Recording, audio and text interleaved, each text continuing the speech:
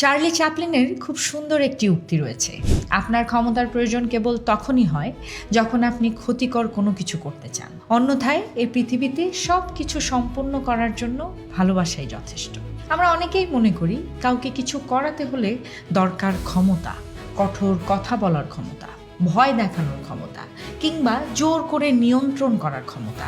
কিন্তু বাস্তব সত্যটা হলো, মানুষকে সত্যিকারভাবে বদলানো যায় শক্তি দিয়ে নয়, বরং ভালোবাসা দিয়ে। কারণ আপনি যদি কাউকে ভয় দেখিয়ে কিছু করান, সে আপনার সামনে হয়তো কাজটা করবে, কিন্তু তার মন থাকবে অন্য জায়গায়। তার ভেতরে থাকবে বিরক্তি, চাপ আর দূরত্ব। কিন্তু যখন আপনি কাউকে সম্মান, যত্ন আর ভালোবাসা দিয়ে কথা বলেন, তখন সেই মানুষ শুধু কাজটাই করে না, সে নিজে থেকেই আপনার পাশে এসে দাঁড়ায়। এমনকি আপনি পাশে না থাকলেও সে আপনার কথাটা মনে রাখে, আপনার কাজটা নিজের মনে করে। এটা শুধু কথার কথা নয়। মনোবিজ্ঞানে বলা হয়, মানুষ সবচেয়ে বেশি প্রভাবিত হয় ইমোশনাল কানেকশন দিয়ে।